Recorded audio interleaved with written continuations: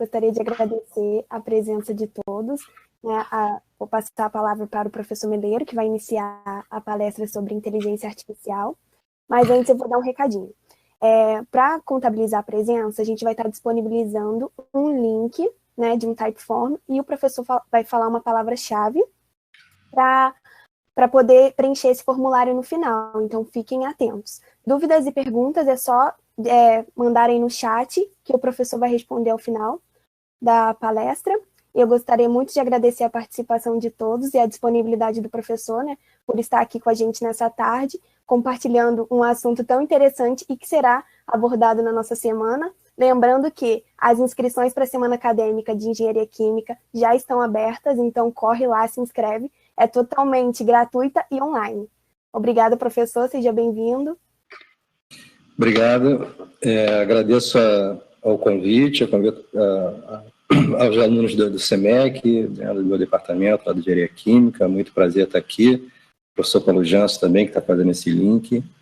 E é com muita satisfação que eu estou aqui para compartilhar um pouco da minha experiência nessa área de inteligência artificial, na esperança de motivá-los a se interessar um pouco pela área também. Muito obrigado. Deixa eu só fazer um aviso rapidinho aqui, vou pedir desculpas antecipadamente, que eu estou com a garganta um pouco irritada, então por eventualmente pigarreios ao longo da apresentação, tá? E então é isso. Podemos?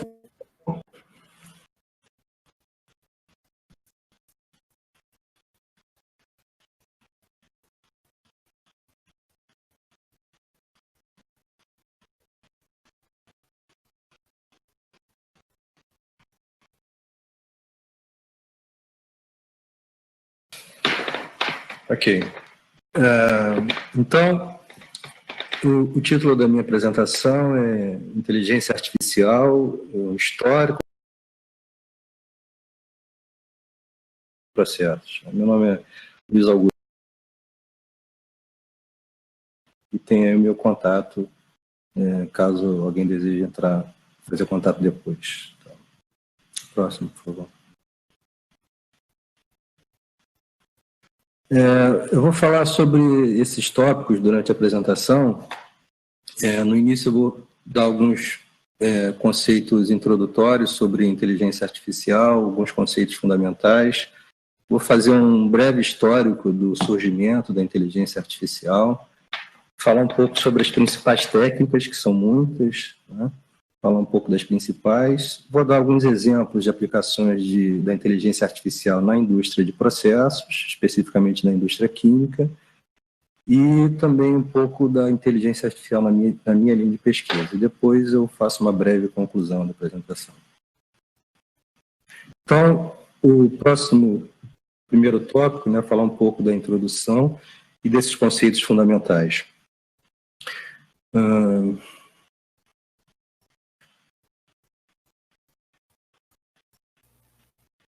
Bom, a primeira coisa que a gente precisa definir é o que é inteligência, né? O que é inteligência natural, para fazer um contraponto com a inteligência artificial, que é o tema da palestra. Obviamente, esse é um conceito muito difícil de definir, há muita controvérsia em torno disso, né? Então, só para ter um ponto de partida, vamos pegar uma definição de dicionário aí, que no verbete, né, um substantivo feminino, que está relacionado com a faculdade de aprender, apreender ou compreender. Capacidade de compreender e de se adaptar facilmente. Então, o conceito de inteligência natural vai servir, de certa forma, como base para o conceito da inteligência artificial. E esse entendimento do que é inteligência é uma etapa fundamental para a gente dar o passo para a inteligência artificial, já que ela é baseada em muitos aspectos no nosso próprio raciocínio. Eu vou pedir desculpas porque a transmissão está um pouco lenta e às vezes a gente vai perder um pouco o ritmo aqui.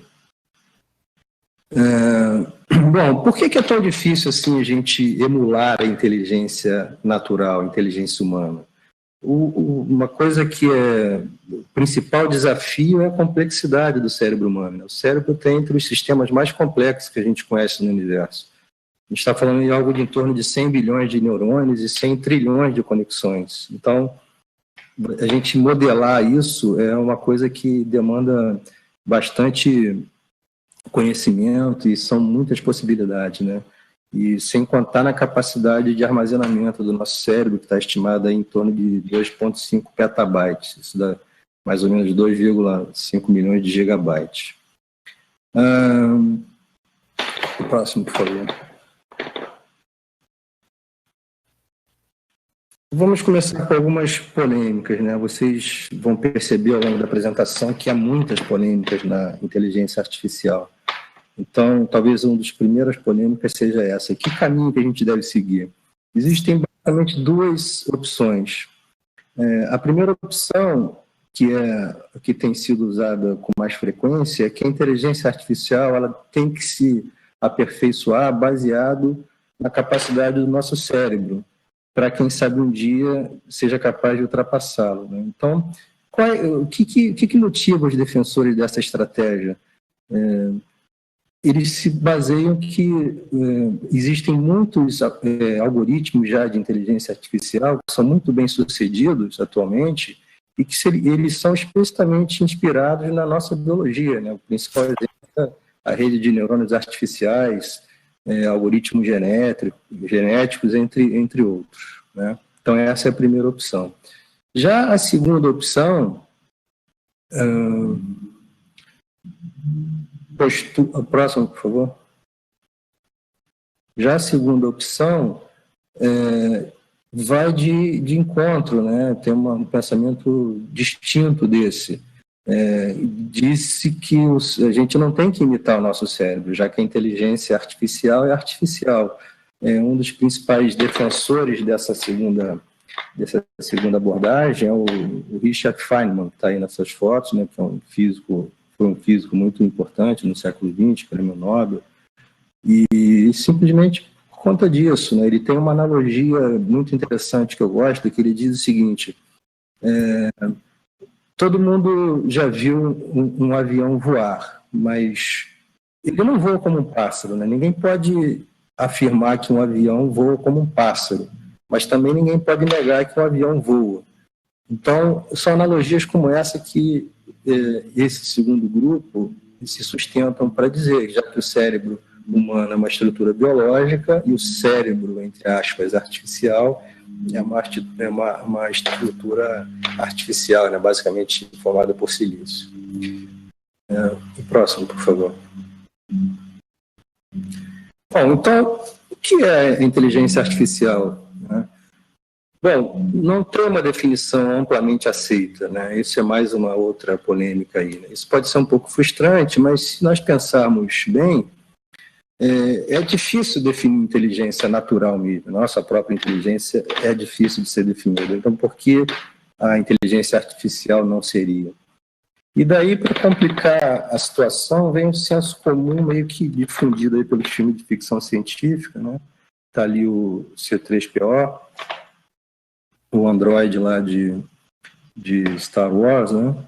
Que povoou a imaginação da garotada da minha época, e que ele tem características tipicamente humanas, né? Ele é altamente antropomórfico, ele tem sentimentos, né? Ele é meio enrolado, atrapalhado, tem medo, né?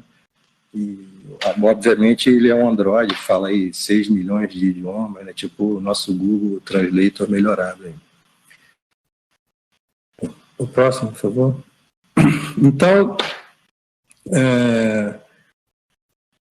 uma definição que é bastante aceita é dada pelos autores desse livro aí, de Artificial Intelligence, a Modern Approach, que é um livro de referência muito respeitado atualmente, né? Ele é usado em muitas universidades, em diversos países, e é um livro que é um livro base aí para quem quer começar nessa área. Acho que tem inclusive uma versão em português, né? E a capa desse livro, ela é bastante interessante porque ela destaca alguns marcos aí na história da inteligência artificial.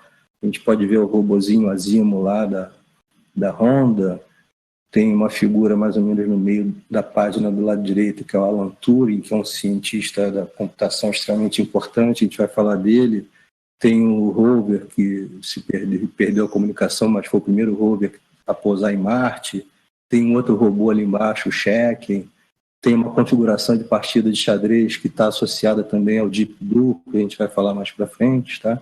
Então, é um livro muito interessante, muito grande, ele tem quase 1000 páginas e é um excelente ponto de partida aí, cara, que essa definição deles é razoavelmente aceita aí pela comunidade.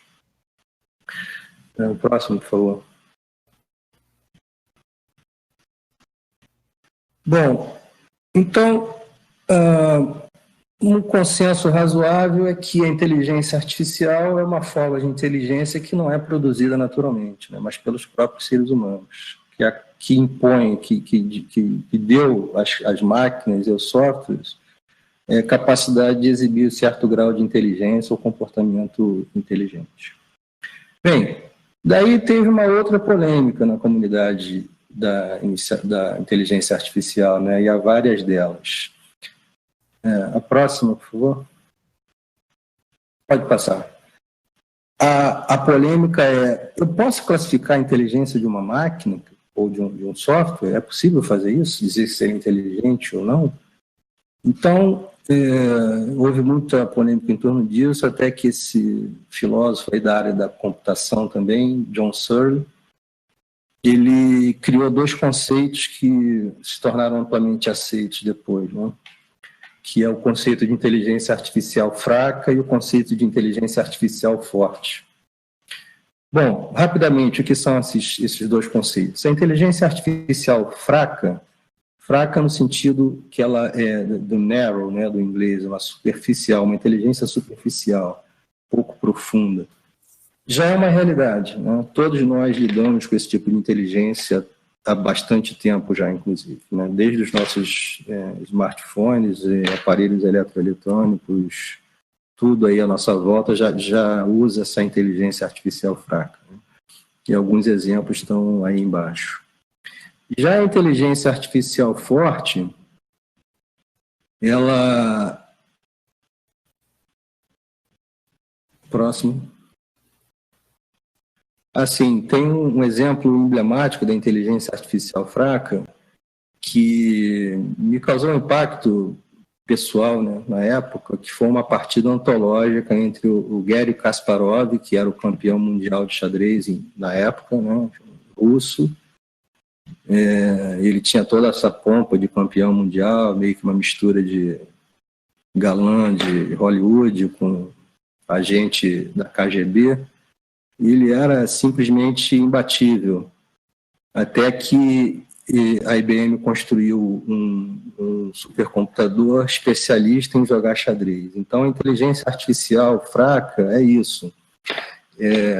Ela compete a um software ou uma máquina uma habilidade específica em um determinado assunto. Então, apesar do Deep Blue ter perdido a primeira partida em 96, porque o Kasparov descobriu que o Deep Blue não atacava, ele só se defendia, então o Kasparov mudou a estratégia, a capacidade adaptativa do cérebro humano, mas no ano seguinte ele foi reprogramado e venceu essa partida. E foi um evento televisivo, como vocês podem ver aí, né? Foi muito impactante, né? Para mim, pessoalmente, foi um misto de aquele soco no estômago, né, que você perdeu para a máquina, mas, ao mesmo tempo, para quem já gostava de inteligência artificial, fiquei bastante empolgado com isso aí. O próprio Kasparov depois se reinventou, andou dando umas palestras por aí, de vez em quando ele faz umas piadinhas até para debochar lá do pessoal dos Estados Unidos, né, com essa cutucada que ele deu aí, que em vez de se preocupar com o poder da inteligência artificial no futuro, deveria ser melhor nos preocuparmos com a inteligência na casa, no Salão Oval atualmente, né? A próxima, por favor. Bom, e a inteligência artificial forte? Forte, ela é uma ficção hoje em dia. A inteligência artificial forte são aqueles softwares que são capazes de fazer qualquer tarefa que o ser humano faz com igual desenvoltura ou melhor, né? Novamente, aí a ficção científica tem vários exemplos para ele, né? O Homem Bicentenário, Eu, Robô, toda a linha lá do Exterminador de Futuro, enfim, são softwares que podem pensar, tomar decisões e agir como um próprio humano, né? Mas isso ainda é uma ficção hoje em dia. Mas por que será que é tão difícil a inteligência artificial se tornar uma realidade? O primeiro aspecto é o tempo, né? Faz pouco tempo que a inteligência artificial surgiu como ciência, tem aí 70 anos. Já o nosso cérebro, que é o principal modelo para a inteligência artificial, é fruto aí de em torno de 3 milhões de anos de evolução, né? Então, isso é um aspecto que deve ser levado em conta. Então, emular a capacidade de um órgão como o nosso cérebro é uma tarefa extremamente complexa, né? Então, isso, sem dúvida, ainda há muito a ser feito para que a inteligência artificial forte seja realidade. O próximo, por favor.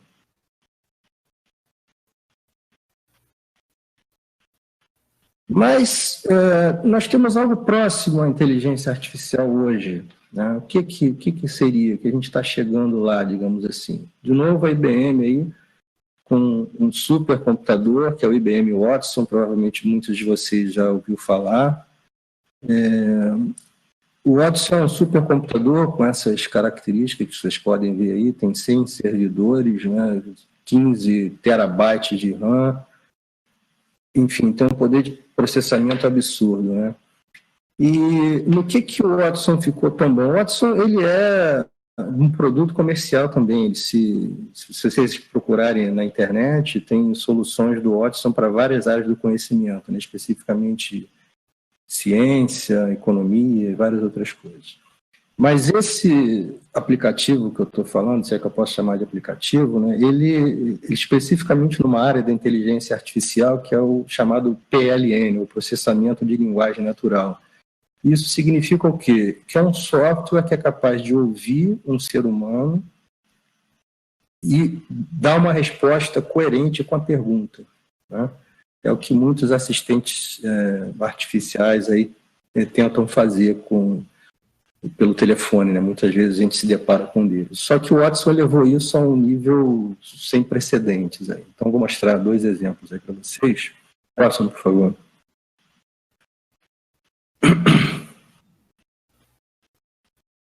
O primeiro é que ele participou de um programa de perguntas e respostas muito famoso nos Estados Unidos, em 2011, é o Jeopardy Show, que é um programa de perguntas e respostas, né? E ele participou desse programa e venceu 2 competidores humanos. E não eram 2 quaisquer, eram os 2 maiores campeões desse programa. Então, as perguntas são feitas na hora e ele tem que responder online, ou seja, ele tem que interpretar a pergunta e buscar uma resposta e buscar a resposta certa. Isso, em termos de processamento de linguagem e de processamento de máquina mesmo, é uma façanha que não deve ser menosprezada. Tá? O próximo, por favor.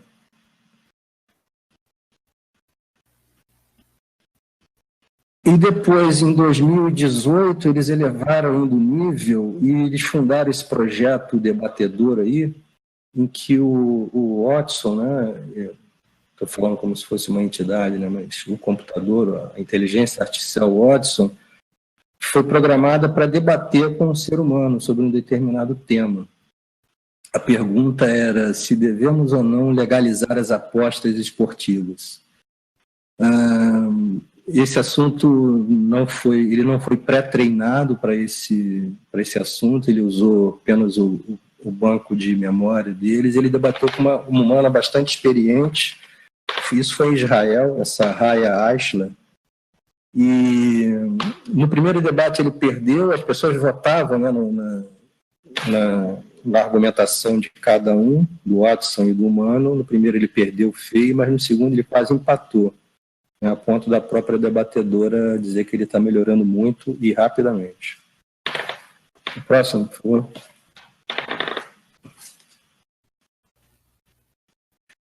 Uma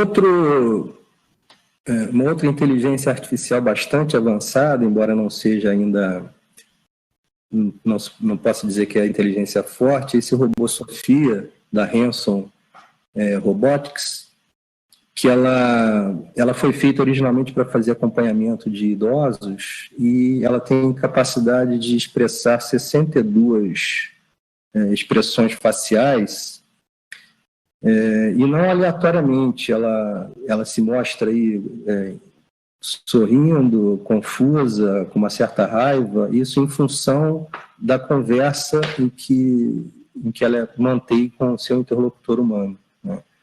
Então, ela também já foi entrevistada na TV, por aquele programa 60 Minutes, já deu várias entrevistas aí, e uma delas, inclusive, deixou o criador dela bem constrangida, que alguém perguntou se ela ia exterminar os humanos no futuro. Ela disse que sim, que ela vai destruir os seres humanos, né? O que aponta para uma outra polêmica, que é a singularidade tecnológica, que eu vou falar daqui a pouco. E uma das coisas que se discute com a inteligência artificial é essa coisa de fazê-la tão antropomórfica, como é o caso da Sofia, né? O Watson é um terminal, a Sofia já é um androide bem humanizado, né, com expressões faciais, inclusive. E a polêmica chegou a tal ponto que em 2017 ela recebeu a cidadania americana na Arábia Saudita. Recebeu cidadania na Arábia Saudita, né, que causou uma imensa polêmica aí pelo mundo afora. E eu botei a Audrey Hepburn, só para voltar, porque esse Hanson aí tem a pretensão que ela seja parecida com a Audrey Hepburn, né? Acho que ele pegou pesado demais. A próxima, por favor.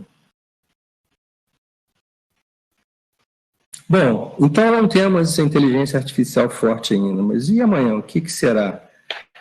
Muitos especialistas acham que a gente está falando de décadas, outros de séculos, né? E, por outro lado, outros acham que nunca, isso não vai acontecer nunca, né? Uma máquina, tem uma frase típica que uma máquina nunca será capaz de ter consciência, dizem muitos pesquisadores de renome, né?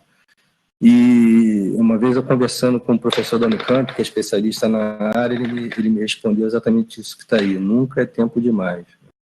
Então, talvez estejamos caminhando para essa singularidade tecnológica, que é um momento no futuro em que as máquinas se tornarão conscientes de sua existência, né?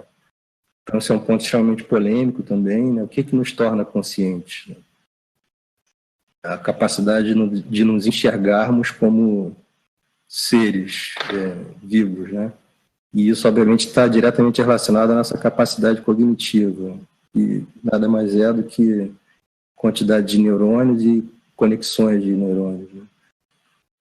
Bom, sobre essa singularidade tecnológica, de novo, polêmica, tem muitos cientistas de renome, né? Stephen Hawking, Steve Wozniak, o Elon Musk, Noam Chomsky e vários outros, acham que nós temos que parar com essa corrida de inteligência artificial, que elas não podem ser autônomas, não podem ser autoconscientes, especialmente quando está relacionado com armamento, né? Já houve incidentes com robôs de combate que quase causaram um desastre terrível, né? E, enfim, claro, outros acham que não, que é exagero e temos que levar a vida adiante. A próxima, por favor. Bom, como que a gente pode considerar uma máquina inteligente, então? Primeiro a pensar sobre esse assunto foi o Alan Turing, aquele que aparece no livro lá da inteligência artificial que eu me referi, e é certamente um dos cientistas da computação mais influentes aí de todos os tempos, né? Então, ele foi o primeiro a pensar nisso, e ele propôs o famoso teste de Turing, em 1950, né? que aparece até naquele filme, o Jogo da Imitação, que provavelmente muitos de vocês já viram. O teste é o seguinte, é um teste bastante simples até. Um computador, ele passa no teste, ou seja, ele é considerado inteligente se ele conseguir enganar um humano que conversa com ele por meio de um teclado, que ele não é uma máquina. Então, esse é o famoso teste de Turing. De modo bastante resumido, é isso, né? A próxima, por favor. Agora, esse teste, será que é um bom teste? Muitos acreditam que não, controvérsias como sempre, né? Mas o fato é que esse é um teste extremamente difícil de uma máquina passar nesse teste, ainda hoje, né? Existe um prêmio anual, inclusive, o Nobel Prize, que premia as inteligências artificiais que conseguem passar no teste. Até hoje, ninguém ganhou as medalhas de ouro ou de prata sequer, só no máximo ganharam menções honrosas, alguns bastante conhecidos, a Elisa, a Mitsuko. O próximo, por favor. E claro, alguém disse que o teste de Turing não prova nada. Então vamos adiante. O John Searle, aquele que eu há pouco falei que definiu inteligência artificial forte e inteligência artificial fraca, ele também propôs um teste, que é o teste do quarto chinês, alguns chamam de teste da sala chinesa também, não faz muita diferença. O teste é o seguinte, um ser humano fica num cômodo, num quarto, e essa pessoa não sabe chinês. Ele recebe documentos em chinês que ele precisa traduzir esse documento e devolver em chinês também. Só que dentro da sala ele tem todo o aparato que o permite traduzir o chinês a partir de manuais e de regras gramaticais e tudo mais. Então, de modo que quem recebe a resposta acha que quem está dentro da sala sabe chinês. Só que, com isso, o Searle diz que isso é um teste fraco. Quer dizer, por mais que essa pessoa tenha dado a resposta certa, ela não sabe chinês, ela consultou manuais, regras gramaticais e respondeu adequadamente a uma determinada pergunta.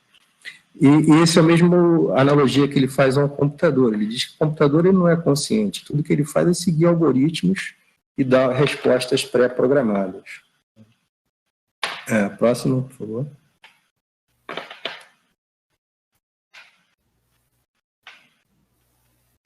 Qual é a crítica ao argumento do Searle? É que o fato dele afirmar que o computador não possui inteligência, a primeira coisa é que ele está falando sobre hoje. Ele não sabe como vai ser a inteligência artificial no futuro. E outra coisa é que o computador, assim como o ser humano que estivesse dentro dessa sala, ele pode ser simplesmente considerado como uma parte do sistema, né? Então, ele fez uma analogia, as pessoas que criticam o Searle fazem uma analogia a um neurônio. Um neurônio isolado, ele não faz muita coisa, mas em conjunto ele é capaz de falar línguas, né, e fazer muitas outras coisas. Então, talvez essa pessoa do quarto chinês seja, na verdade, uma parte de um todo, né? E, portanto, esse argumento do Searle estaria colocado em xeque. Próximo, por favor. Fazer um histórico bem rápido aqui da inteligência artificial. Eu havia feito um histórico desde a Antiguidade Clássica, para vocês terem ideia, no século IV a.C., Aristóteles já havia pensado nos conceitos fundamentais da inteligência artificial. Mas, dado o tempo, né, da palestra, não ia poder falar tanto tempo, então parti já da Revolução Industrial, a primeira Revolução Industrial, né, seguida, que foi a máquina a vapor, mecanização, tiares mecânicos, na Inglaterra, no século XIX ainda. Depois veio a revolução da produção em massa, as primeiras indústrias químicas apareceram, siderúrgica, a produção em série, tipicamente a fábrica do Ford lá, né? Depois, no século XX, já foi a terceira revolução industrial, que é a revolução digital, que é nesse contexto que nasce a inteligência artificial, né? A produção de equipamentos eletrônicos, de computador, e hoje em dia estamos vivendo a quarta revolução industrial. Então, a história da inteligência artificial nasce justamente na terceira revolução industrial, em meados do século passado. Próximo aí, por favor.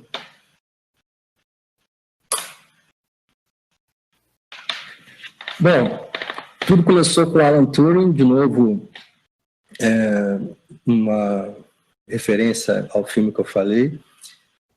Ainda durante a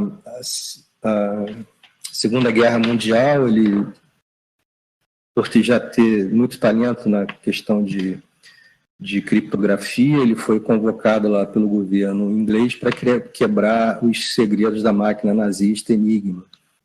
Só que, muito cedo, ele e a equipe dele perceberam que era humanamente impossível. Essa máquina era capaz de fazer bilhões de combinações por dia. Então, eles nunca conseguiriam quebrar um código com tal complexidade. Foi então que ele teve um insight de perceber, ele já acreditava na tal da inteligência artificial na época, e ele percebeu que só outra máquina para derrotar a Enigma. Foi quando ele construiu o primeiro computador aí analógico, né, eletromecânico, foi chamado da bomba, e tiveram êxito em decifrar o Enigma. Foi um salto gigantesco aí na criação dos computadores, como nós conhecemos hoje. Próximo, por favor. Bom, depois, ainda durante a Segunda Guerra, em 1943, nos Estados Unidos, McCulloch e Pitts, eles foram os primeiros a conceber a ideia de redes neuronais artificiais. Eles demonstraram, né, que esse novo modelo artificial era capaz de resolver problemas das portas lógicas, ou, e não. Então, as portas lógicas separáveis linearmente, esses neurônios conseguiam resolver, e com isso eles conseguiram simular, né, emular o comportamento de um neurônio biológico. Então, foi o nascimento da rede neuronal em 1943. O próximo.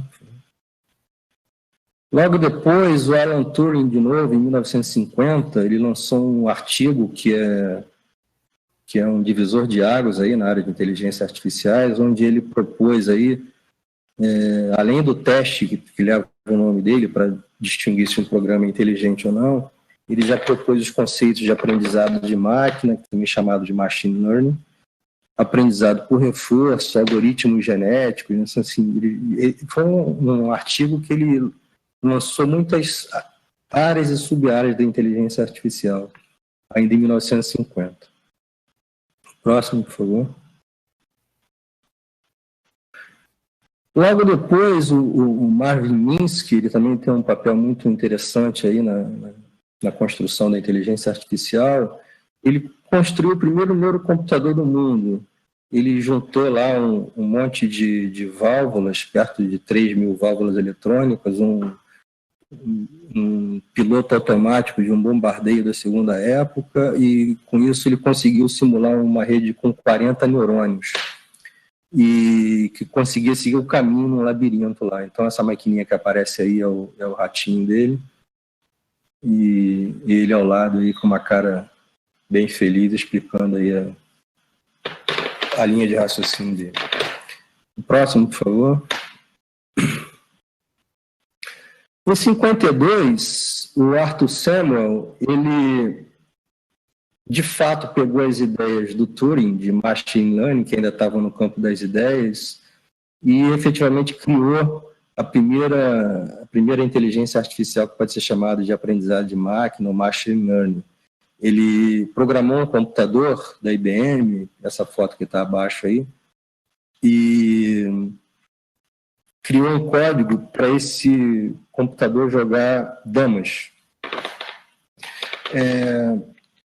Só que, com o diferencial, esse código aprendia com os próprios erros, aprendia entre aspas, né? Então, essa é o grande diferencial desse subcampo da inteligência artificial, que é o aprendizado de máquina, o machine learning. Ele tem essa questão do aprendizado justamente por isso, porque ele aprende com os erros, né? Então, quando ele faz uma jogada errada, ele consegue aprender com esses erros, assim como com as jogadas dos adversários também. E isso foi provado porque depois de um certo tempo ele conseguia vencer de jogadores bastante bons, inclusive, né? Esse primeiro algoritmo aí. A próxima, por favor. O John McCarthy foi quem primeiro usou esse termo inteligência artificial. Então, por isso ele é considerado o pai da inteligência artificial, foi ele quem cunhou o termo.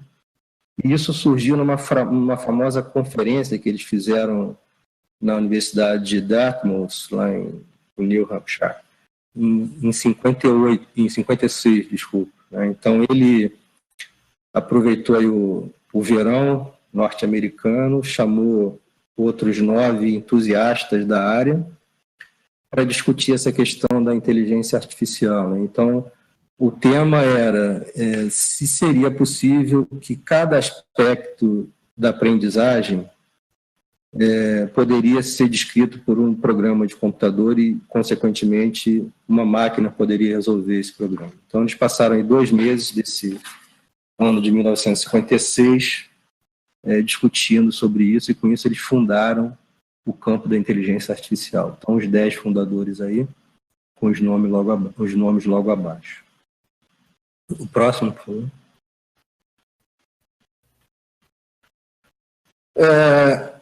Em 1958, Rosenblatt ele deu um salto muito grande na direção de melhorar a questão das redes neuronais artificiais, né? Ele criou o primeiro modelo matemático do neurônio artificial, o modelo matemático do neurônio biológico, que ele chamou de perceptron, né? Então, essas figuras aí de baixo, a figura da esquerda é o neurônio biológico, né, com os axônios, que são aqueles ramozinhos por onde o neurônio recebe os estímulos dos outros neurônios, e lá na frente ele passa essa informação adiante se ele for devidamente estimulado. Então, ele procurou representar esse neurônio biológico, até visualmente ele lembra um pouco, né, as entradas do neurônio artificial, ali x1, x2, x3, xn. Cada entrada dessa é ponderada por um peso, a gente soma tudo isso naquele somatório ali, e se esse somatório for maior do que 0, a resposta é 1. Caso contrário, a resposta é 0, ou seja, ele emula aquele limiar de excitação do neurônio biológico. Então, esse foi um grande passo aí no desenvolvimento das redes neuronais artificiais. Ele foi o primeiro classificador linear da história nesse padrão, né? E já era capaz de resolver vários problemas com esse neurônio bastante simples. Próximo, por favor. Bom, a década de 60 foi onde a década que os chatbots, né, os robôs de conversação, nasceram, né? Então, o primeiro foi o Elisa, ainda com aquela telinha do DOS lá, e depois dele teve uma série de outros chatbots, até os mais recentes, que já estão quase passando no teste de Turing. Então, isso data da década de 60, final da década de 60. Próximo, por favor. O Charles Rosen é aquele cientista que aparece na capa do livro lá também, com esse robô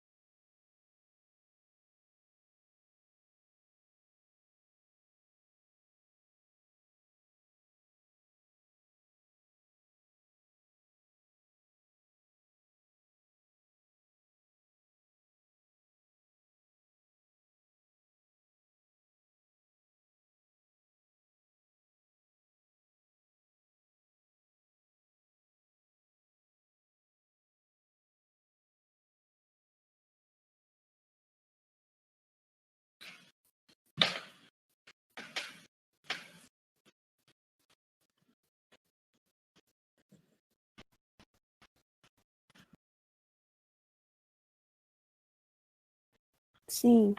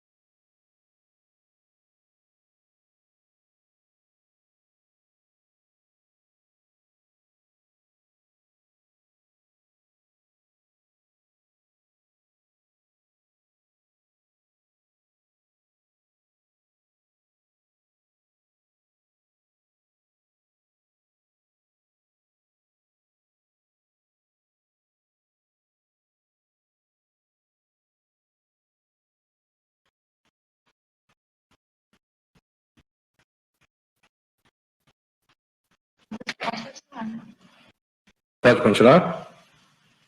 Pode. Ok, pessoal, retomando então, em 1972, o Charles Rosen, ele e sua equipe, né, eles criaram esse primeiro robô controlado por inteligência artificial. Ele era controlado por uma rede neuronal e tinha como sensores uma câmera de TV, de rádio, uma filmadora, alguns sensores de contato, e ele tinha certa autonomia de mobilidade pelas rodas ali, que vocês podem ver, né? Um pequeno volante, então ele conseguia se deslocar em ambientes razoavelmente controlados com sucesso. Então esse foi um grande avanço para a área de robótica. Próximo, por favor. A década de 80 se caracterizou pelos sistemas especialistas, que foram criados pelo Feigenbaum. Esse sistema, basicamente, como o nome sugere, ele é criado para resolver problemas muito específicos. Então, digamos que você queira criar um sistema especialista para diagnosticar uma determinada doença por meio de uma entrevista. Então, o programador entrevista o médico especialista nessa doença e, por meio de uma série de perguntas e respostas, ele vai montando regras de tomadas de decisão do tipo se, então. Então, como está à direita, abaixo à direita, tem um conjunto de regras ali que, dada uma premissa, se alguma coisa acontecer, ele vai para um caminho, se outra acontecer, vai para outro caminho. Então, essas regras podem ser com e, ou, também. Então, são sistemas que tiveram muito sucesso na década de 80, funcionam até hoje, com menos frequência, né? Mas ele permitiu, aí, em 82, que uma empresa que constrói computadores economizasse 40 milhões de dólares por ano. Isso foi o primeiro sistema especialista vendido. E ele teve um incremento no mercado enorme, né? Foi muito bem aceito, a indústria artificial passou de milhões de dólares por ano para bilhões no fim de uma década. Então, foi um grande salto aí e um período de muito sucesso comercial para a inteligência artificial. Próximo, por favor. Bom, em 86, depois do perceptron lá do Rosenblatt, ele teve muito sucesso na classificação de problemas lineares. Ele é um classificador linear, mas ele não conseguia resolver problemas não lineares, né? Problemas que não eram separáveis. Então, as redes neuronais tiveram o chamado inverno aí, até que em 86 o Rumeler teve e o McClelland também, eles tiveram uma grande contribuição, que foi a introdução de um algoritmo que permitia o aprendizado das redes neuronais, né? Então, como está mostrado na figura à direita ali, que mostra basicamente o mesmo perceptron lá do Rosenblatt, só que agora a saída desse perceptron é comparada com uma saída desejada, e caso haja o erro, esse erro é propagado para trás para atualizar os pesos das conexões.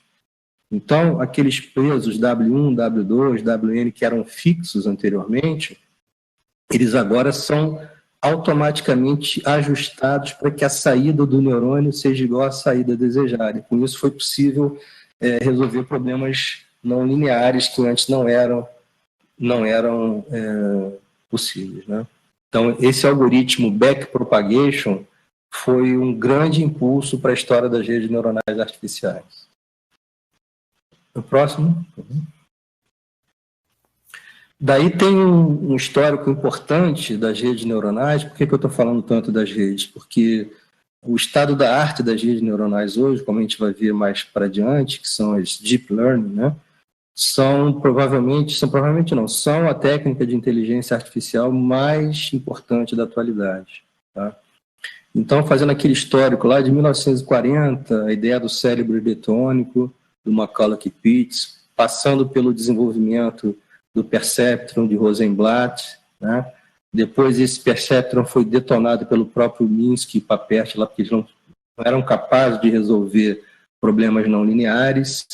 Está ali mais ou menos em 1970, se vocês olharem aquela setinha lá para cima, é o problema do XOR, quer dizer, é o problema do ou exclusivo, um problema complexo de ser resolvido por um classificador linear. Complexo não, impossível de ser resolvido por um classificador linear. Mas aí, depois desse inverno aí, o Rumeler e o McClelland, com o advento da backpropagation, eles conseguiram resolver esse problema e foi um novo crescimento das redes neuronais, né?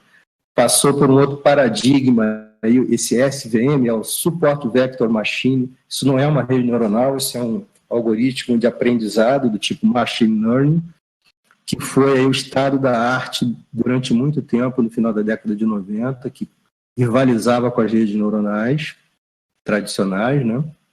Até o início da década de 2000.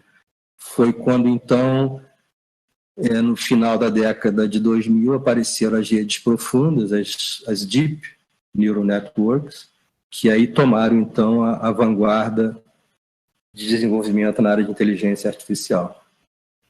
Próximo, por favor. Bom, agora é um histórico mais acelerado, rapidamente, né, só para destacar alguns pontos. Em 89 foi o surgimento do primeiro carro autônomo, que é a base para os carros autônomos atuais. Em 92 foi o início da internet, né? Muitos de vocês que estão ouvindo aí, imagino, nem eram nascidos ainda. O mundo já existiu sem internet, acredito. Em 97 foi a primeira sonda mandada a Marte, né, da NASA.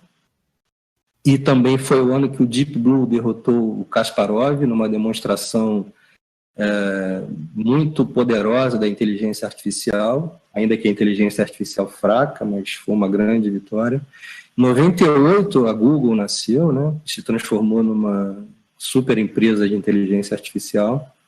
Em 2000, foi um ano de muito sucesso para o Asimo, que é aquele robozinho humanoide da Honda. e depois em 2007, parece que pode passar, por favor, ele teve uma atualização, ficou ainda mais humano, assim, se a gente pode dizer. Ele pode até correr agora, tem mais sensores nas mãos, pode abrir garrafa térmica, interage mais com as pessoas e tal. 2008 foi o uso do processamento de linguagem natural pelo Google, né? A gente vê que os sistemas de busca do Google estão cada vez melhores e inclusive já estão fazendo busca por imagem até, né? Daqui a pouco som também. 2011 foi um outro paradigma interessante também, foi o ano que o Watson venceu lá o Jeopardy, né?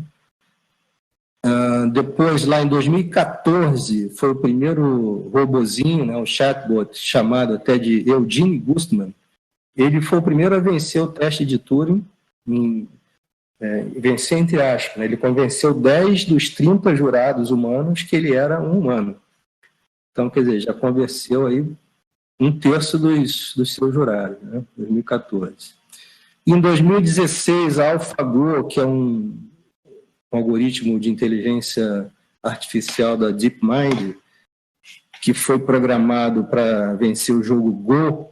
Eu não sei jogar esse jogo, é um jogo, parece chinês, mas dizem que é extremamente difícil, tem um número absurdo de combinações, né?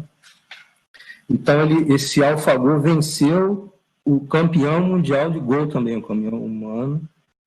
E com um detalhe, né, ele tem uma inteligência artificial do tipo machine learning, que o permitiu aprender a jogar sozinho, por tentativa e erro.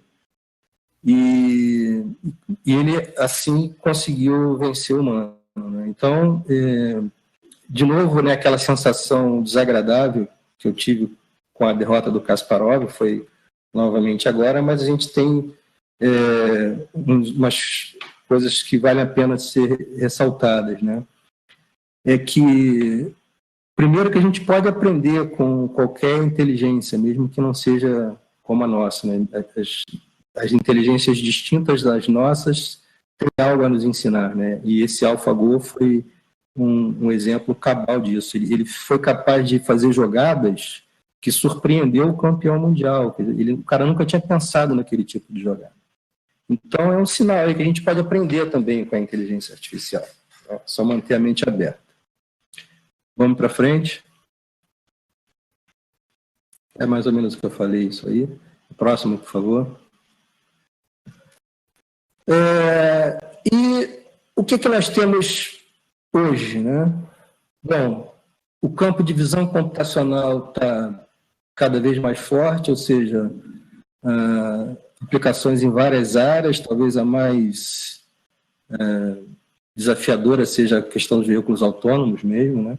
Já teve aí carros da Google que já dirigiram mais de quase 7 milhões de quilômetros, né, por 23 cidades dos Estados Unidos. Claro, teve acidente também, né? Em defesa deles, eles dizem que humanos também causam acidentes. Então, enfim, a gente tem que estar sempre com o olho voltado para as questões éticas também, né? Tem o projeto do IBM Watson, como eu falei, que merece destaque, assim como o robô Sofia. A inteligência artificial já é usado de modo abrangente em planejamento logístico, com destaque aí para os exércitos dos Estados Unidos. Parece que boa parte do exército americano já faz uso da inteligência artificial.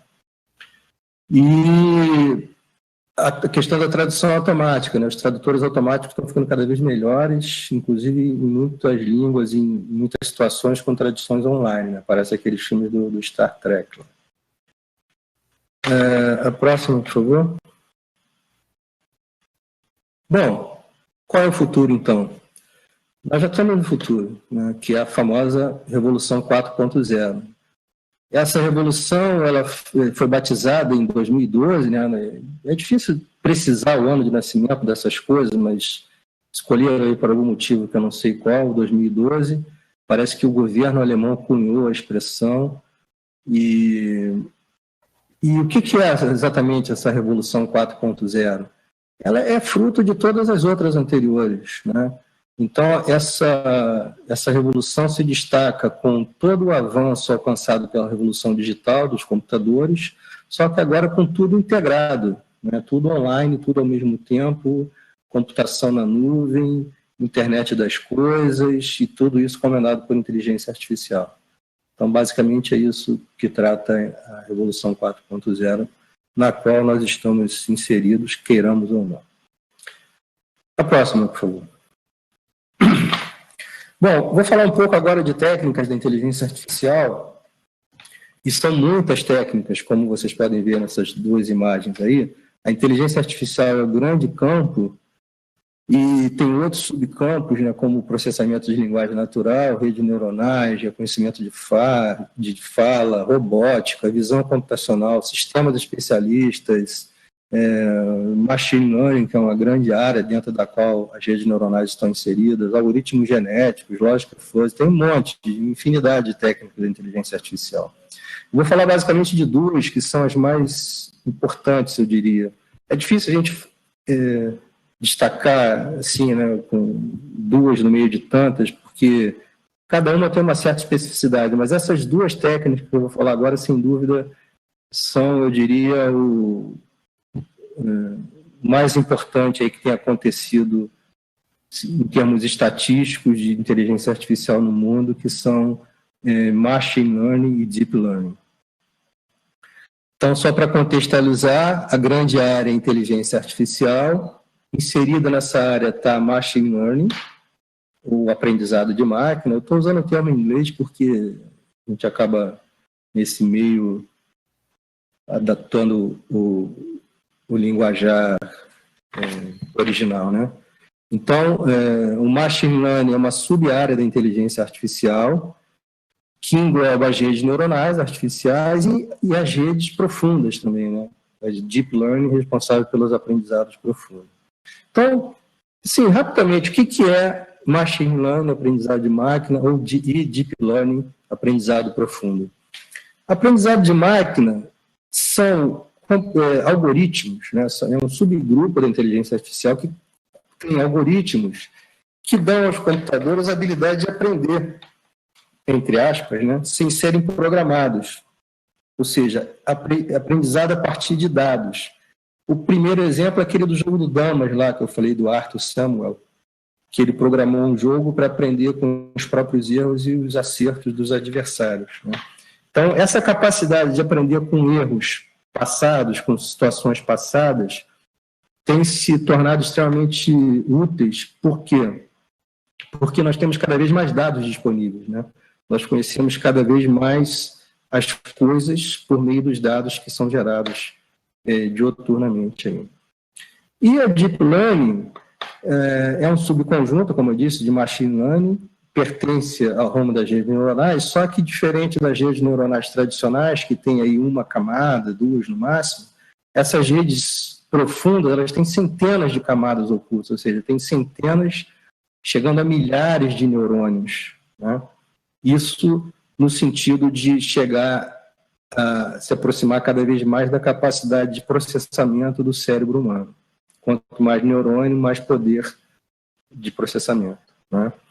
E isso associado, claro, a processadores cada vez mais velozes e potentes. Próximo. Então, aí nessa figura da esquerda está a grande árvore do Machine Learning, com várias técnicas, algumas delas certamente conhecidas por alguns de vocês, né? Entre elas redes neuronais, máquina de vetor de suporte, as próprias técnicas de regressão linear, não linear, estão todas incluídas aí nesses algoritmos. E o que faz um algoritmo de Machine Learning, basicamente? Ele faz essas coisas que estão ilustradas aí à direita, né? Por exemplo, ele faz regressão. A gente faz muito isso na engenharia o tempo inteiro, né? Nós temos dados de processo e queremos estimar uma função que descreva esse processo. E para isso eu preciso calibrar o meu algoritmo para aprender aquela função, né? Isso é muito usado aí por nós das engenharias, especificamente da engenharia química. Regressões lineares, não lineares, eu posso fazer agrupamentos, né? Tem um conjunto ali de 3 dados diferentes, e como é que eu posso agrupar esses dados? Eles têm características semelhantes, então meu algoritmo vai aprender a separar esses 3 dados em classes distintas, né? de maneiras diferentes, né? Posso ter tomadas de decisões, como aquelas árvores lá, dependendo de uma condição, eu vou para a direita, eu vou para a esquerda, e por aí vai. Tá? Então, isso basicamente é o que Machine Learning faz. Classifica, faz regressões, separa conjuntos de valores, coisas que a gente lida no dia a dia das ciências, né? E na vida real também, mesmo sem saber às vezes. A próxima, por favor. E o que o Deep Learning faz? Faz a mesma coisa, basicamente, né? Bom, se faz a mesma coisa, qual é a diferença, então? Então, vamos lá. Vamos pegar aquela primeira figura ali da parte superior esquerda, que tem um carro, né, um fusquinha ali. Em cima tem a Machine Learning, embaixo tem a Deep Learning. Qual a diferença básica entre essas duas técnicas? Quando eu uso algoritmos de Machine Learning, depois do carro tem ali um ser humano sentado, né? É o projetista. O que é aquilo ali? É o nosso papel nesse treinamento. Eu preciso informar para o meu algoritmo de classificação características de um carro, né? Então, de um carro, desse carro especificamente. O carro tem farol, tem pneus, tem portas, tem volante, tem motor e tal. Eu tenho que identificar essas características, tá? Ou seja, a gente chama isso na área de extração de características. Eu tenho que identificar as características que devem ser aprendidas e passar isso para o algoritmo, para ele, a partir daí, aprender o que é um carro. Já as redes Deep Learning dispensam a nossa participação. Elas mesmas fazem esse tipo de extração de características, que é mais ou menos como eu represento. Um outro exemplo aqui embaixo, né? Em vez de ser um carro, um rosto. Machine Learning é aquela linha de cima. Eu tenho que passar, por exemplo, a circunferência da cabeça, a distância entre os olhos, tamanho do nariz, distância do nariz à boca e tal. E essas características que eu extraí, o meu algoritmo consegue identificar aquela pessoa depois. Já a Deep Learning eu não preciso fazer isso, ela mesma faz automaticamente. Pega características que às vezes a gente nem sabe quais ela pegou, né? Isso é um pouco ilustrado na figura da direita ali. Pega uma figura, a primeira camada só destaca os pontos de acordo com a sua tonalidade, a outra detecta limites, a outra faz combinações de limite, distorce, vira de cabeça para baixo, faz um monte de coisa e no final chega ao mesmo resultado, né? Sem intervenção humana. Então, por isso que também que as redes neuronais profundas têm tido mais sucesso atualmente, são mais autônomas. A próxima, por favor.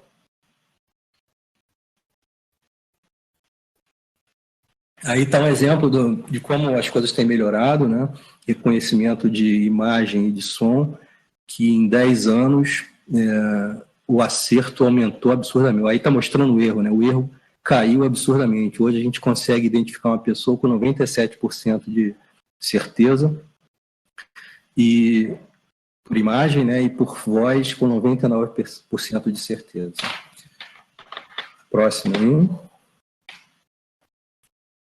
Bom, aí a pergunta é, por que a gente está usando isso só agora, né? Alguém poderia estar perguntando, pô, as redes neuronais são lá da década de 50, Machine Learning também, por que a gente só está usando isso agora? Aí o próximo aí, por favor. Basicamente por essas três coisas aí. Porque agora eu tenho dados suficientes, eu tenho hardware suficiente e tenho algoritmos mais inteligentes, por assim dizer, mais sofisticados. Até então eu não tinha. A gente vai ver que tanto Machine Learning como Deep Learning são extremamente sensíveis à quantidade de dados. Quanto mais dados, melhor. E nós não tínhamos isso até há pouco tempo, né? Como a gente viu aí agora a questão do Big Data. E essa figura ilustra bastante bem isso. Essa linha azul aí, bom, o eixo X diz a quantidade de data, representa a quantidade de dados, né? E o eixo Y, o desempenho, né, de cada modelo. Então, a gente vê que nós, né, a espécie humana, a gente não precisa de dados para desenvolver modelos, né? Nós desenvolvemos modelos de outra forma. E Deep Learning e Machine Learning, a gente vê que eles têm essas curvas aí de comportamento. Então, a gente vê que quanto mais dados eu tenho, melhor para eles, né? Então, por que Machine Learning fez muito sucesso até 2005, 2010, por aí? Essa curva diz, né? Porque com a mesma quantidade de dados, Machine Learning tinha um desempenho melhor do que Deep Learning. Só que, a partir de um determinado momento, a Deep Learning deslanchou enquanto as técnicas de Machine Learning deram uma estacionária, né? Eles meio que saturam. Não adianta você ter mais dado que o desempenho não corresponde linearmente, digamos assim. A próxima, por favor. Bom, o advento da Deep Learning, né, das redes neuronais profundas, foi tão importante, e hoje é um consenso que é certamente a técnica de inteligência artificial mais importante, mais versátil, que tem mais perspectiva de ser duradoura, a Deep Learning. Isso foi tão importante que os desenvolvedores dessa técnica, né, receberam o prêmio Turing aí de 2019 pelas contribuições nessa área. Tá? O próximo. Bom, vou dar alguns exemplos agora da inteligência artificial na indústria de processos. Esse primeiro link aí é um artigo interessante que eu sugiro que os nossos alunos leiam. O título é bem convincente, né? A nova realidade dos engenheiros químicos, né? Inteligência artificial. É interessante dar uma lida, dar um panorama interessante sobre o presente e o futuro dessa técnica nas nossas carreiras, né? E aponta aí para algumas aplicações na área, né? Fornecimento, a parte logística, ganhos absurdos, né? Manutenção preventiva, na área de termodinâmica mesmo, ele consegue prever fases termodinâmicas distintas através de diagramas ternários, vários alarmes de detecção para a parte de segurança e otimização de processos, sem dúvida, uma área que tem cada vez mais aplicação. Eu mesmo uso bastante inteligência artificial na área de otimização de processos. A próxima, por favor. Tem alguns exemplos pontuais, um exemplo da Henkel e da Merck, são duas grandes empresas, indústrias químicas, né, e eles estão aplicando machine learning na parte de logística, né? Então, essa figura é emblemática, né? Eles coletam 1 bilhão de dados por dia, né? Então é muita coisa. Por quê? Porque tudo está automatizado e tudo isso está na nuvem. É o famoso Big Data e o IoT, né? Internet das coisas. Então é um desperdício não usar esses dados. Isso reflete exatamente o que aconteceu e o que está acontecendo na sua planta. Então, eles usaram algoritmos de machine learning com esses dados, quantidade enorme de dados, e direcionaram para a parte de logística. E eles conseguiram resultados impressionantes. Tem ali que conseguiram melhorar a taxa de produção de meses e anos para semanas ou dias. Tudo isso com análise de dados passados. Tá? Vocês verem o poder dessas coisas. A próxima, por favor. Um outro exemplo de uma indústria japonesa, uma indústria química japonesa, a Showa Denko, que ela fabrica... a indústria de química fina tem um exemplo aí de polímero, né? Então, para se produzir esse polímero aí especificamente, é possível você partir de vários precursores, né, monômeros ou moléculas especiais, e esses precursores podem ser combinados de diferentes formas. Então, eles criaram um algoritmo de aprendizado de máquina que, com todas as regras lá de ligações químicas e possibilidade de ligação, e que a ideia é a seguinte, que associação de monômeros ou precursores eu devo ter para criar uma molécula com tais e tais características físico-químicas, né? Então, para uma base de dados aí de 400 tipos, mais de 400 tipos de estruturas poliméricas, né, eles conseguiram resultados incríveis. Se você for fazer isso por uma seleção aleatória, né, você precisava de 192 tentativas para obter sua molécula-alvo. E usando essas técnicas de inteligência artificial, com menos de 5 tentativas, eles conseguiram o mesmo desempenho. Então, isso é um desempenho incrível, né? O pessoal que trabalha com cinética, novos materiais, é um campo enorme aí. Vai para frente. Uma indústria canadense, a Axi Polímero, também, ela aproveitou essa quantidade absurda de dados que eles tinham do passado de produção para tomar decisões, né? Decisões logísticas, estratégicas e de manutenção preventiva também. Então, imaginem um químico que está sendo produzido lá e tem esse histórico de tudo que aconteceu em N bateladas passadas lá, tudo isso está armazenado. Então, eles conseguiram associar as condições de operação com o resultado do produto e ainda com o desgaste de equipamentos. Então, com isso, eles agora, dada a situação atual da minha produção, o que vai acontecer no futuro? Ou seja, como meu produto vai ficar, que partes da minha máquina vão precisar de manutenção, o que eu tenho que me planejar para minimizar a logística de transporte, de entrega e tudo mais. Tá? Então, isso já está funcionando no Canadá também. Próximo. Bom, na área de petróleo e gás tem um monte de aplicações, tem aí essa primeira informação, o uso de dados de histórico também em machine learning para minimizar o uso de água em estações de petróleo e gás, né? Isso reduz custos de produção e impacto ambiental também.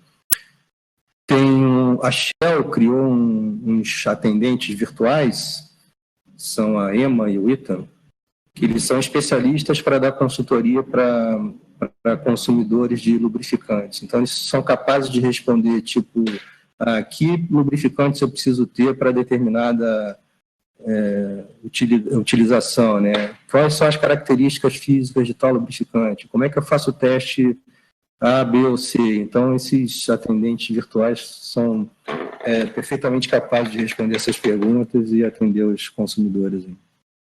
A próxima, por favor.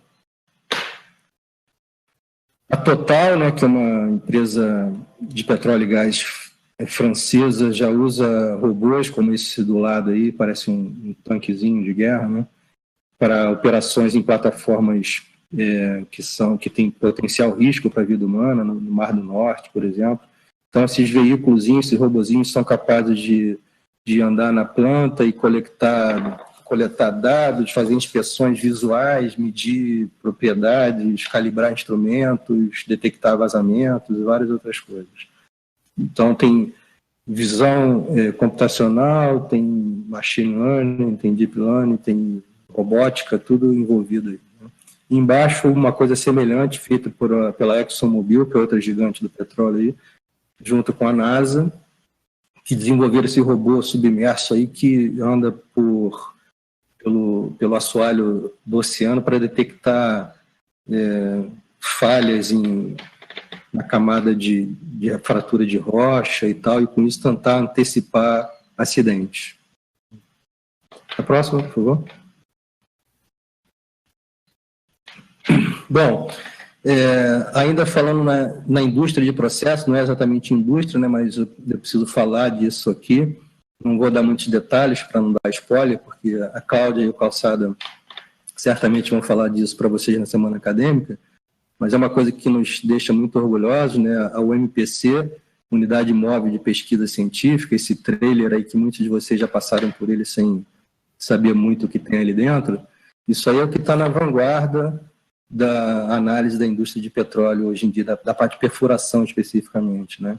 Então, um exemplo que nos dá muito orgulho daí é um projeto coordenado pelo Calçada e pela Cláudia, que são os coordenadores e fundadores do LEF, né, Laboratório de Escoamento de Fluidos, e esse container usa assim, as mais modernas tecnologias da indústria 4.0, de tudo remoto, sensores que medem automaticamente, atuadores que fazem tudo automático, com intervenção mínima humana. Tá? Já foi testado na prática, inclusive, em 2 perfurações da Petrobras, com todo sucesso. Então, já está no último nível de desenvolvimento tecnológico, já pode ser comercializado, se a Petrobras assim que desejar. Próxima.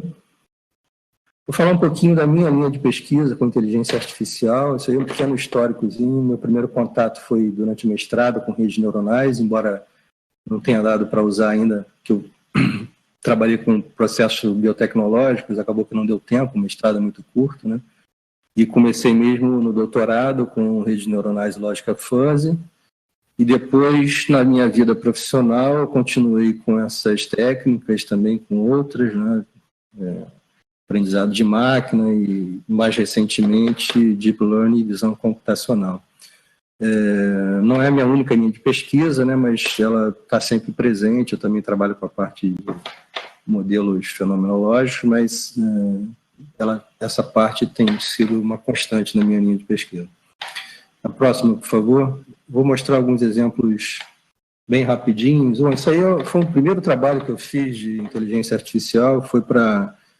Isso é parte de uma usina de álcool e açúcar do interior de São Paulo, em que eles quiseram aumentar a produtividade da linha de produção de álcool, que é a linha de baixo ali, onde tem aqueles 4 fermentadores, e para isso eles precisavam melhorar o controle do processo. Próximo, por favor. E daí eu usei uma rede neuronal e uma rede neurofuzzy, juntando neuro com fuzzy, né, para modelar esse processo e, com isso, fazer um controle melhor da fermentação desses tanques, ou seja, converter caldo de cana em etanol. E tem ali o desempenho da rede, né, com o processo real, que ficou bastante bom. E isso pode ser usado numa estratégia de controle que deu bastante sucesso aí, tanto na indústria quanto na academia. Pode ser o próximo aí, por favor.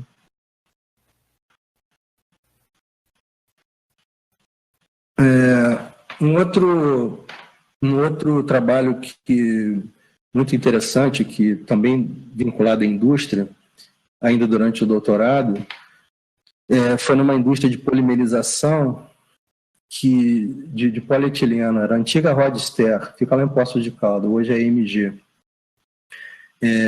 Esse processo todo para produzir polímero, né, polietileno, ele é controlado lá no final do processo, naquela variável V1, lá na pontinha, um pouco antes do retângulo verde. Esse V1 é um viscosímetro, um equipamento real que mede a viscosidade do PET, e essa viscosidade que é o ponto-chave do processo, ela tem que sair dentro da especificação. E dependendo dessa medida, o processo é controlado ali, alterando a pressão do último polimerizador, né, ou a velocidade de rotação. Só que tem um problema, que esse viscosímetro, com o tempo, ele vai deteriorando a medida, porque ele é um viscosímetro de capilar e acaba entupindo, e a medida de viscosidade acaba sendo errada. E o que acontece é que o processo começa a produzir polímero fora da especificação. Bom, daí a gente teve a ideia de fazer um viscosímetro virtual, né, que não entupisse, obviamente, que não é um software, né? E aí eu usei uma rede neuronal para fazer isso, que está simbolizado na figura de baixo ali. O que é essa rede, basicamente? Ela pega medidas do processo, basicamente medidas de temperatura e pressão de vários pontos do processo, e estima a viscosidade do polímero, né? Obviamente que nós tínhamos um banco de dados enorme, e daí eu peguei esse histórico todo de dados, treinei a rede, e ela foi capaz de estimar bastante bem a viscosidade, como a gente pode ver na figura superior direita ali. A linha azul é do viscosímetro real, e a linha vermelha pontilhada é do sensor virtual, né? E abaixo, as cores estão invertidas, né? É o controle do processo feito com o sensor virtual, em azul, e com o viscosímetro real. Então, a gente vê que o sensor virtual, por estar isento, digamos assim, de leituras erradas, né, ele controlou o processo com muito menos variabilidade. Próxima, por favor. Já um exemplo aí trabalho junto com o LEF, e de novo um sensor virtual baseado em redes neuronais para estimar a viscosidade aparente agora de fluidos de perfuração, né? Um fluido de perfuração, ele tem várias características. Uma delas, ele tem que ter uma viscosidade tal que não deixe o cascalho que está sendo retirado do poço sedimentar, né? E, então, isso, obviamente, você pode fazer no laboratório, como está aí esse viscosímetro que está indicado aí, né? Experimentos no laboratório, mas isso toma tempo, né? Então, se você tiver dados históricos, você consegue estimar essa viscosidade. Foi o que a gente fez no mestrado aí lá no LEF, fizemos experimentos no laboratório e validamos a rede, que são esses pontos vermelhos aí embaixo no gráfico, né? Quanto mais próximos da linha de 45 graus, melhor o modelo. Então, os pontos vermelhos de uma rede neuronal, os pontos pretos são de um modelo estatístico. Então, a gente vê que o modelo neuronal ficou bem melhor. A próxima, por favor.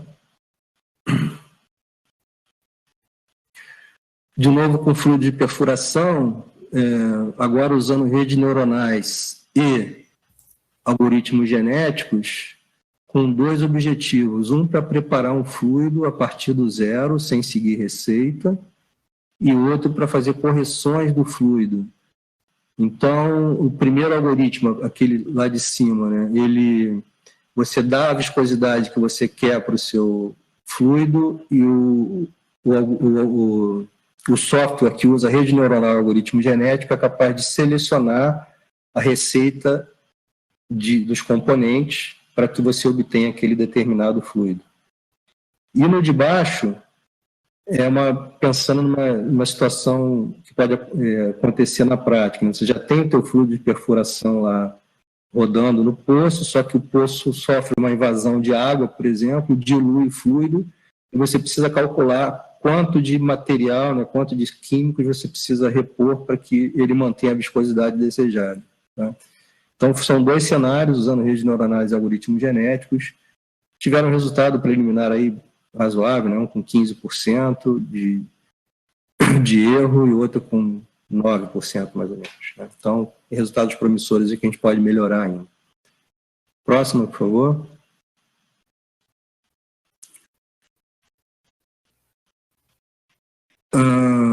Esse aí é na parte de visão computacional, né?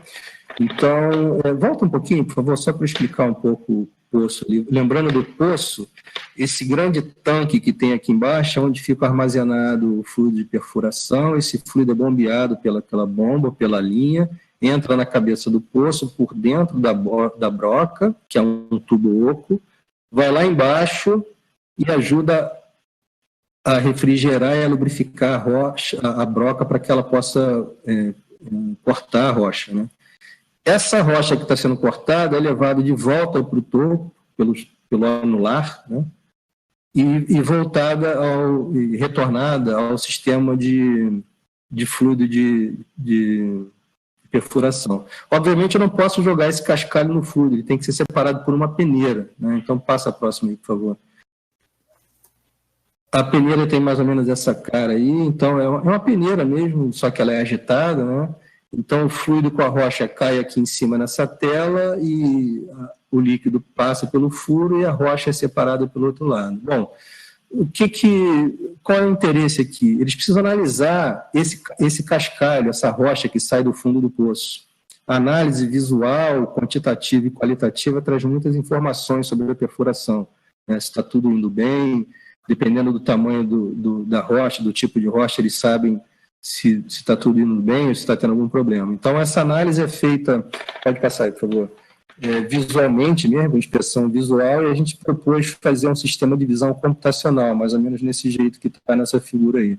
Vou colocar uma câmera lá na saída dessa peneira, aí em cima tem agora a foto de uma peneira real. Então, essa câmera vai filmar essa peneira e analisar esse cascalho que está saindo aí via técnica de visão computacional, mais machine learning e deep learning. A próxima. A gente fez uns experimentos aí no LEF, obviamente idealizados, né?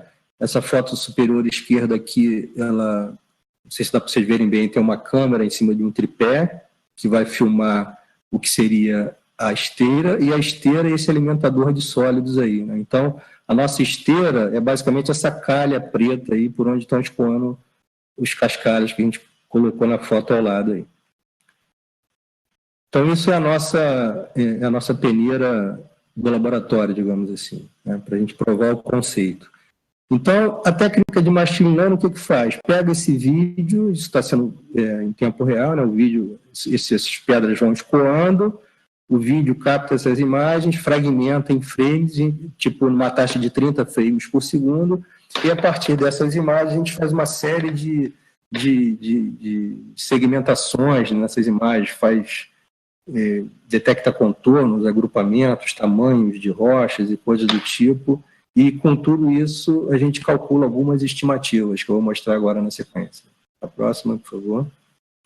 A primeira estimativa é a própria detecção, né? Você precisa ser capaz de detectar se tem ou não tem algum cascalho na esteira. Então, essa foto da esquerda, as duas fotos são da nossa calha, o fundo preto é a calha, e esse sólido mais claro é o cascalho, e à direita é a imagem processada pelo algoritmo de visão computacional.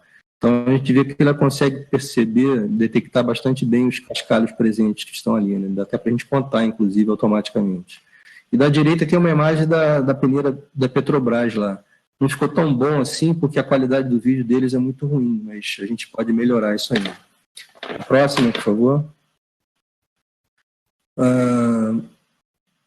Então, aí, a primeira coisa que a gente consegue estimar é o preenchimento da calha ou da peneira que é preenchida por cascalho. Então, o que a gente fez? Tem 4 conjuntos de imagens aí, né? O fundo preto, de novo, é a calha, a imagem da esquerda é a quantidade de cascalho conhecida que nós colocamos na calha, e a imagem da direita é o percentual estimado pelo algoritmo, né, via visão computacional. Então, a gente vê que o percentual de acerto é bastante bom, estamos com erro abaixo de 3%, o que já é um avanço bastante significativo. A próxima, por favor. Uma outra estimativa importante é estimar a velocidade do escoamento. Tá? Então, aí, de novo, a gente foi para o laboratório, mediu experimentalmente as velocidades do escoamento do cascalho, que são os símbolos verdes, e a máquina estimou os que está em vermelho, né? A gente vê que tem 3 curvas aí, porque cada curva foi feita com uma agitação lá da calha. E, de novo, a gente viu que o erro é bastante bom, menor que 2% aí nos casos. A próxima. De modo análogo, a gente usou técnicas de machine learning para estimar vazão. Isso também é importante, porque a gente quer saber quanto cascalho está saindo do poço, né? Isso é um indicativo bom para o pessoal de perfuração, para ver se a taxa de perfuração está adequada, se está havendo algum problema. E a gente pode ver pela sobreposição das linhas que a técnica está indo bastante bem também. A próxima, por favor.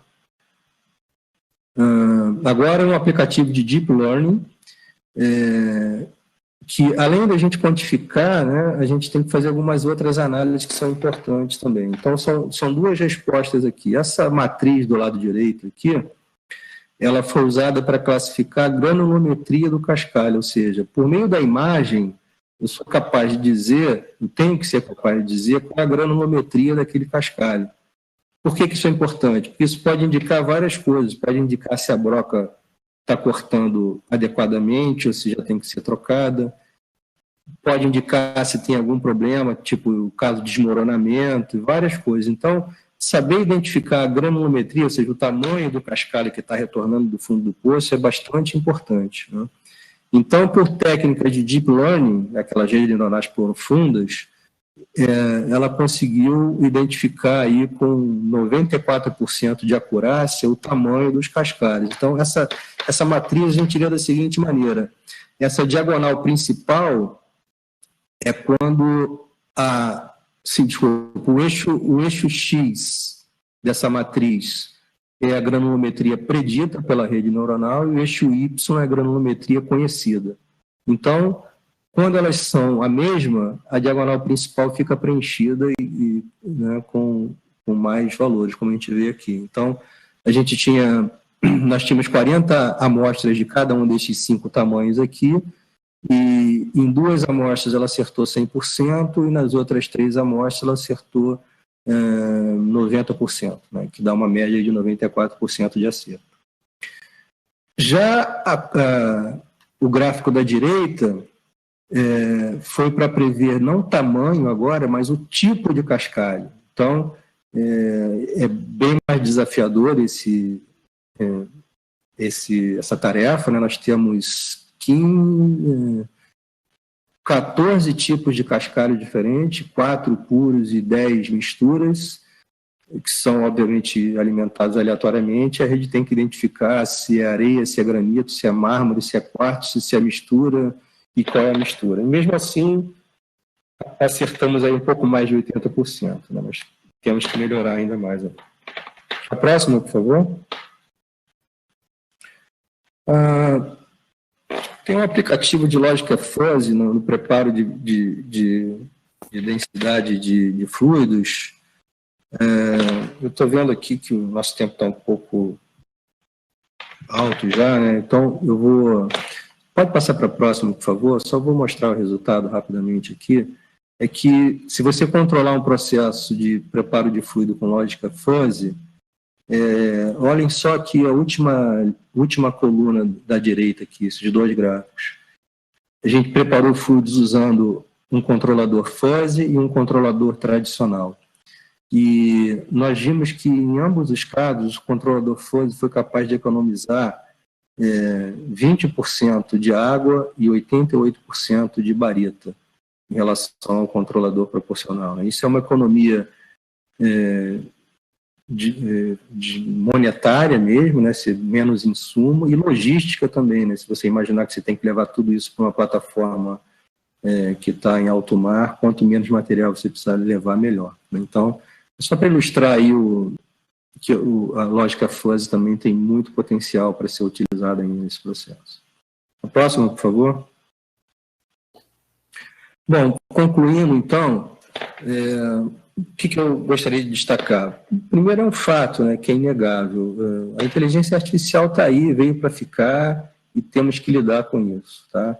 Ela é o motor da Revolução 4.0, né, da indústria 4.0. A gente precisa estar preparado para entender e saber lidar com essa tecnologia. Né? O professor Klaus Schwab, aí, que é um professor importante nessa área, inclusive fundador do Fórum Econômico Mundial, ele fez esse alerta aí, né? Essa nova tecnologia vai mudar em alcance e complexidade as nossas vidas de uma maneira que a gente nunca viu antes. Né? Então, vem a pergunta, né? Como eu tenho que me preparar para isso? Então, a resposta, na verdade, é óbvia, que vocês acho que ouvem aí o tempo inteiro dos seus professores. Né? Tá até em negrito ali. Levem o seu curso a sério. Estudem de verdade para aprender, né? E prepare-se para o aprendizado contínuo. Né? Esqueçam aquela ideia que acho que já nem pertence mais à geração de vocês, mas algumas gerações atrás, a pessoa que era formada se achava no direito de não precisar estudar mais. Hoje em dia, é cada vez mais e sempre. Né? Então, qual é o grande recado? Aprenda os fundamentos. Né? Na nossa área, por exemplo, os fundamentos lá das equações de conservação, dos fenômenos de transporte, das relações termodinâmicas, das cinéticas químicas, tudo isso continua válido, a inteligência artificial não vai alterar isso. Então, se você souber o fundamento, você vai entender a técnica para usar e obter resultados mais adequados, como a gente viu aí nessas indústrias que já estão usando isso de todo lado. Mas se você não souber o fundamento, não adianta você aprender a inteligência artificial. Né? Então, a ideia é essa. Leve a sério seu estudo e continue estudando continuamente. A próxima, por favor. Tem sempre uma pergunta que, às vezes, o pessoal sempre faz quando surge uma nova tecnologia, né? Em relação a modelos, já me fizeram essa pergunta hoje. Pô, o que é melhor? Tem os modelos fenomenológicos ou os modelos baseados em inteligência artificial? Essa não é uma pergunta certa, né? A pergunta correta não é ou, é e. Né? Claro, as equações fenomenológicas são e continuarão sendo sempre a nossa base. Né? Sempre que você puder optar por um modelo fenomenológico, faça isso, porque você sabe exatamente as relações causa e efeito. São equações baseadas nas equações de conservação de massa, energia e quantidade de movimento, elas são infalíveis, né, digamos assim. E esses modelos de inteligência artificial, boa parte deles são modelos do tipo caixa preta, você não entende muito bem o que tem em cada neurônio daquele ali, né?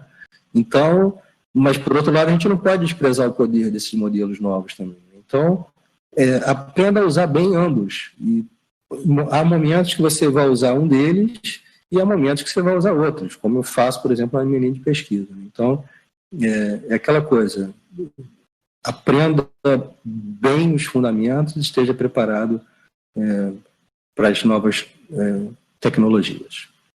E para finalizar, a próxima, por favor, eu vou finalizar com uma frase do Richard Feynman, que eu gosto muito, que é a seguinte: se você está achando a ciência chata, é porque você está aprendendo isso com o professor errado. Então, eu coloco essa afirmação para minha transparência, né? Se vocês acharem esse assunto muito chato, tenham certeza absoluta que a culpa é toda minha, porque é um assunto muito interessante e que vocês, quem se decidir estudar, vai ficar muito motivado e vai conseguir resultados muito interessantes, tá bom? Então, com isso eu me despeço, agradeço mais uma vez à comissão pelo convite, ao professor Paulo Jance, aos organizadores da SEMEC, aos alunos do PET, tá? É um grande prazer estar aqui e me coloco à disposição para perguntas, tá? E para finalizar, conforme combinado, a palavra-chave é neurônio. Grande abraço.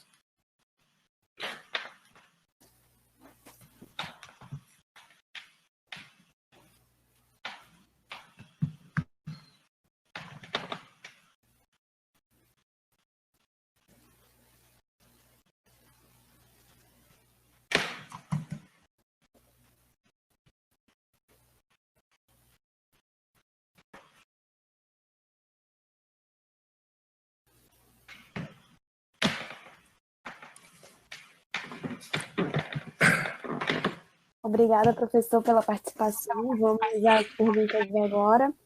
O Paulo Guedes fez uma pergunta. Só um minutinho.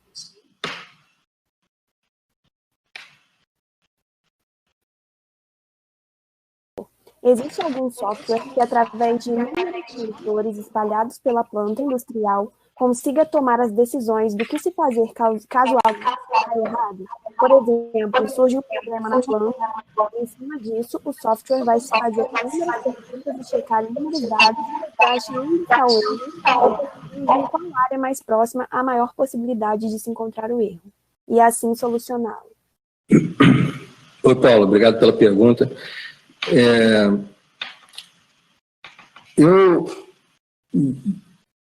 Eu tenho, assim, eu posso dizer, eu não sei se existe hoje algo do tipo, né, com tamanha complexidade e abrangência, mas eu tenho certeza que a resposta pode ser sim.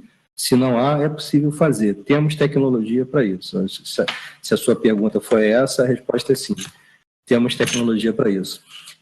Naquele exemplo que eu mostrei da UNPC ali do LEF, é basicamente isso. Ela é um container que é autossuficiente e ele tem inclusive procedimentos de segurança, assim, se algum curto, tem detector de fumaça, tem detector de vapores, algum curto em algum equipamento, ela se desliga automaticamente, manda mensagem para o operador, soa alarme.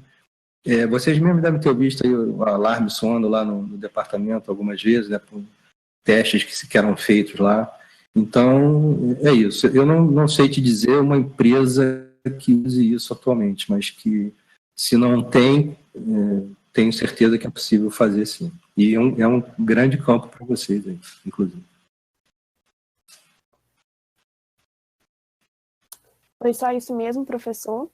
Nós novamente agradecemos em nome da comissão pela disponibilidade, pela presença, pela palestra muito boa, bem completa, e estamos muito felizes com a sua participação. Obrigada a participação de todos. E fiquem ligadinhos aí que tem muita coisa boa pela frente ainda. Obrigada. Ok, obrigado. O prazer foi todo meu. Fico à disposição.